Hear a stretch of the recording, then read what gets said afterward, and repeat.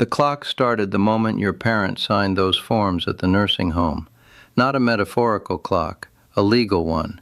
A 60-month window during which the state is quietly building a claim against everything your family owns.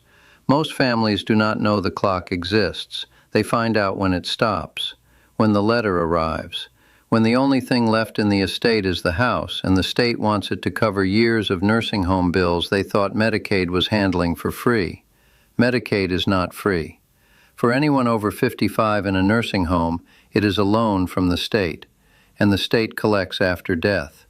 Today I am going to show you exactly how that collection works, which forms create it, what families sign without understanding, and the specific moves that stop the clock before it runs out. This video is for educational purposes only and is not legal, tax, or financial advice. Consult a qualified elder law attorney before making any decisions about Medicaid, nursing home admission, or estate planning. My name is Daniel Kim. Every week I break down the financial rules, the legal traps, and the strategies that protect retirees from the things nobody else is explaining clearly. If that sounds like something you need, subscribe right now and turn on notifications so you never miss a video. Let's get into it. The two forms that work against you and what they actually say. Every nursing home admission produces two categories of paperwork that most families sign without reading or understanding. Both of them have consequences that do not surface for years. Both of them are legal. Both of them are designed to be processed quickly, in rooms where families are emotional, exhausted, and focused on getting their loved one into a bed. The first is the admission agreement itself. Buried inside most admission agreements is a section identifying a responsible party. The language varies from facility to facility and from state to state, but the structure is consistent. The nursing home asks a family member, usually the person accompanying the resident, to sign as the responsible party for the resident's care. Here is what that means and what it does not mean, because the difference is significant and most families get it completely wrong. Federal law under the Nursing Home Reform Act prohibits a nursing home from requiring any third party to personally guarantee a resident's bill as a condition of admission.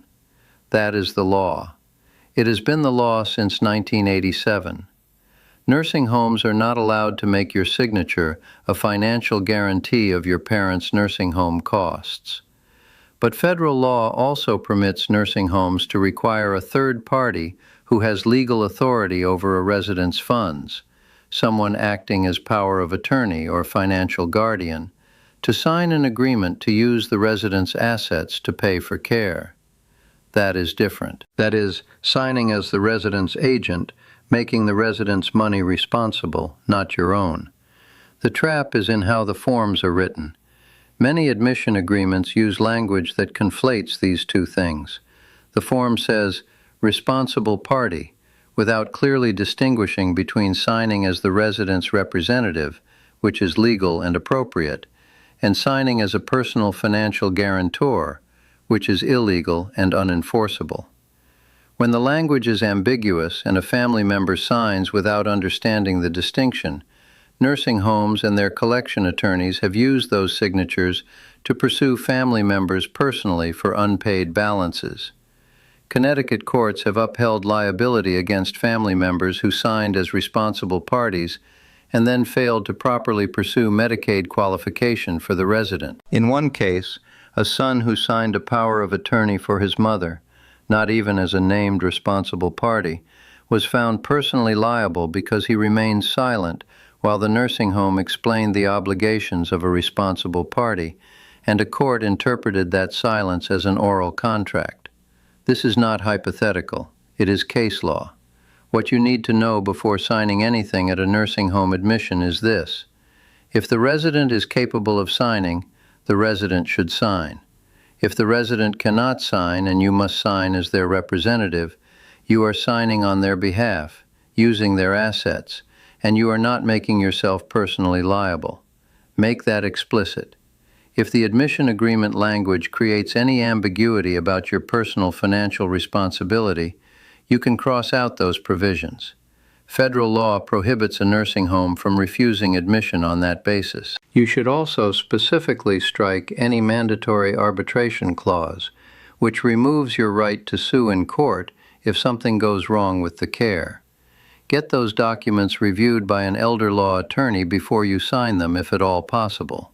If there is not time before admission, and often there is not, you can request copies of everything you signed and have them reviewed immediately after and challenge any unlawful provisions. The Medicaid acknowledgement nobody explains. The second document is the one that costs families their homes years after the nursing home stay ends. When a nursing home resident applies for Medicaid to cover long-term care costs, the application includes a disclosure.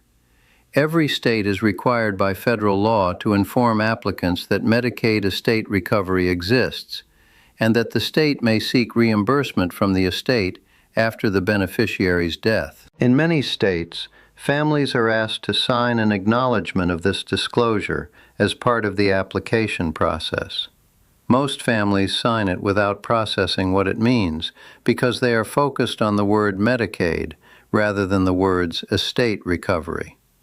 To most people, Medicaid means health insurance for people who cannot afford care.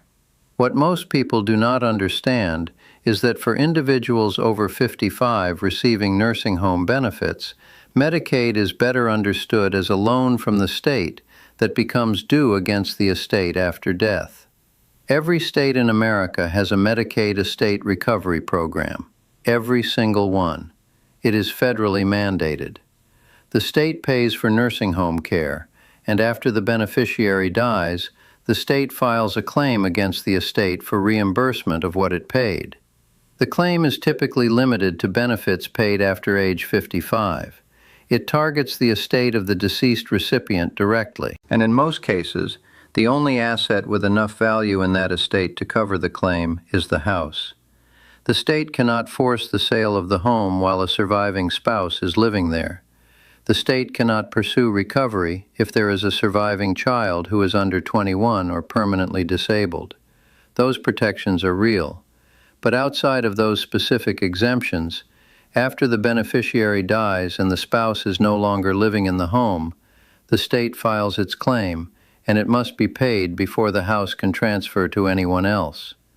Ohio recovered more than $87 million from estates in a single year.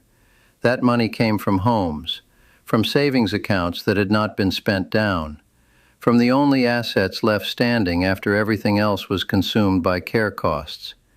The state does not pursue this aggressively because it is heartless. It pursues it because federal law requires it to. Ohio is not unusual. It is the rule, in every state, applied at different levels of aggression but present everywhere. The family in the opening of this video did not make a mistake. They did what every family in their situation does. They accepted Medicaid benefits to pay for care their mother needed, and they signed the acknowledgement without understanding that one document was the beginning of a 5-year clock that would end with a state claim against the house. The 5-year clock that most families start without knowing it. Before we get to what can actually be done, you need to understand one more mechanism, because it is the one that closes the door on the most obvious solution. When most families find out that Medicaid can come after the house, the first thing they think is to transfer the house to the children before anything happens. Give it to them now, protect it from the state, keep it in the family. That instinct is natural. It is also one of the most expensive mistakes in elder care planning when done wrong. Medicaid has a 5-year look-back period. When you apply for Medicaid to cover long-term care, the state reviews every financial transaction you have made for the 60 months prior to the application date, every gift, every transfer, every asset moved at less than fair market value. If you transferred your home to your children within those 5 years, Medicaid treats that transfer as an attempt to hide assets and imposes a penalty period, a window of time during which Medicaid will not pay for your care, even though you have no assets left to pay for it yourself. The penalty is calculated by dividing the value of the transferred asset by the average monthly cost of private pay nursing home care in your state. In New York, where nursing home care can cost $15,000 a month, transferring a $300,000 home creates a 20-month penalty. In Ohio, where costs are lower, the same transfer might create a 25-month penalty. During that penalty period, the family is responsible for paying the full cost of nursing home care out of pocket on a person who has no assets because they already transferred them, while waiting for the penalty to expire before Medicaid coverage begins. Families who transfer assets right before a loved one enters a nursing home, thinking they are protecting those assets, often create the exact financial crisis they were trying to prevent. The asset is gone. The care costs are still running, and Medicaid will not pay until the penalty period ends. The only clean way to transfer assets outside the look-back window is to do it more than 5 years before applying for Medicaid, which means the planning has to happen before the crisis, long before the fall on a Tuesday afternoon and the nursing home on Thursday. What can actually be done before the crisis and during it? There are real tools. Some of them only work with years of lead time. Some of them work even in the middle of a crisis. All of them require knowing they exist. The Medicaid Asset Protection Trust. This is the most powerful tool for protecting a home from Medicaid estate recovery when there is time to use it. A Medicaid Asset Protection Trust, sometimes called a MAPT, is an irrevocable trust that you transfer your home into. Once the home is in the trust, it is no longer in your estate. It is no longer subject to Medicaid estate recovery. Your children are named as the beneficiaries. When you die, the home passes to them directly without going through your estate, which means the state has no claim on it.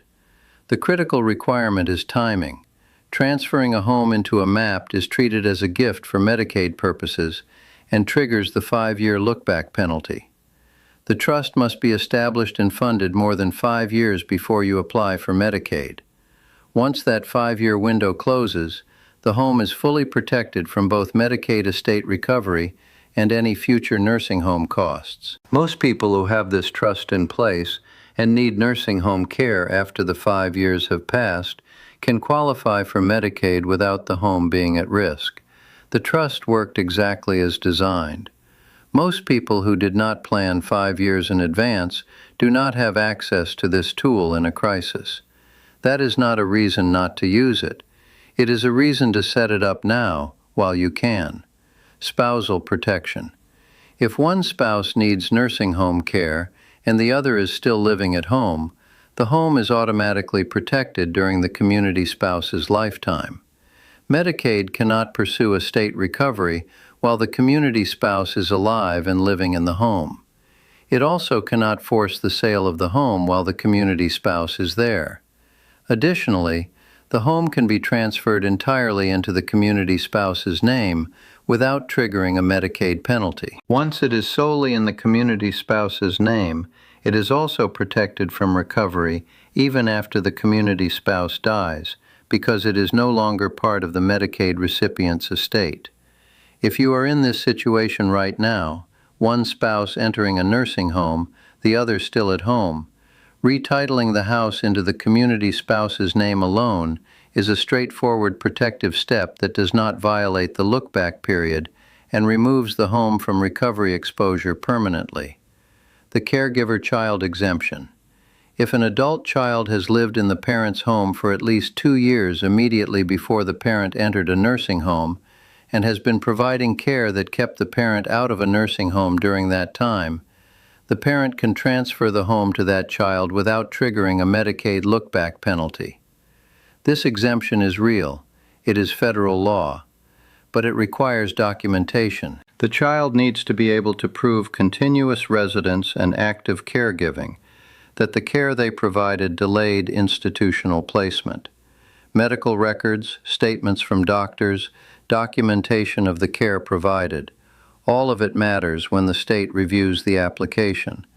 If this applies to your situation, Document everything before the Medicaid application is filed. The difference between the exemption being accepted and being rejected often comes down to whether the documentation is in order. The sibling exemption. If a sibling of the Medicaid applicant has equity interest in the home and has lived in the home for at least 1 year before the applicant entered a nursing home, the home can be transferred to that sibling without a penalty. This exemption is narrower and less commonly applicable, but worth knowing if the family situation fits. Even in a crisis, call an elder law attorney before you apply. Medicaid planning in a crisis is not as powerful as planning years in advance, but it is not useless. An elder law attorney can assess whether any exemptions apply, identify which assets can still be restructured legally, advise on how to handle the look-back period, review the admission agreement before or immediately after signing, and ensure that the estate recovery acknowledgement is understood before the application is submitted. The attorney does not need weeks. Most elder law attorneys understand these cases involve urgency. A consultation the week of admission can identify options the family did not know existed and prevent decisions that close doors permanently. The checklist before the phone call comes. Most families do not think about any of this until the phone rings and a parent has fallen. That phone call changes everything and leaves almost no time for planning. The window to act thoughtfully closes on a Tuesday afternoon. Here is what to do before that call comes. 1. If your parents own a home and are over 65, talk to an elder law attorney this year about a Medicaid Asset Protection Trust. The 5-year clock needs to start now, while planning is optional, not after a crisis makes it irrelevant. 2. If one parent is already in a nursing home or entering one, and the other is still living at home, contact an elder law attorney immediately about retitling the home into the community spouse's name alone. This step is legal, it does not trigger a look-back penalty, and it protects the home permanently from recovery. 3. If a family member has been living in and caring for a parent for at least 2 years, document that caregiving now. Statements from physicians, records of the care provided, evidence of residence. The caregiver-child exemption can transfer the home without a penalty, but only if the documentation supports it. 4. Do not sign a nursing home admission agreement as a personally liable responsible party. If the resident can sign, the resident signs. If you must sign as representative, make it explicit on the document that you are signing on behalf of the resident under your authority as power of attorney, not as a personal financial guarantor. Strike any language that creates personal liability. Strike mandatory arbitration clauses. 5. Before or immediately after a Medicaid application is filed, read the estate recovery acknowledgement. Understand that Medicaid is not free care. It is a state loan against the estate. Understand what assets are in the estate and whether any of the exemptions, surviving spouse, disabled child, caregiver child, apply to your situation. None of these steps are complicated. All of them require knowing they exist before the crisis arrives. This is Daniel Kim. If this video helped you, hit the like button right now. It takes 1 second, and it helps this reach more families who need to see it before they are sitting across from an admissions coordinator on a Friday afternoon. Subscribe and turn on notifications so you never miss a video. Drop a comment right now. Did you know about Medicaid estate recovery before this video? Is someone in your family already in a nursing home? Tell me your situation. I read every single one. The most common situations become future videos. I will see you in the next one.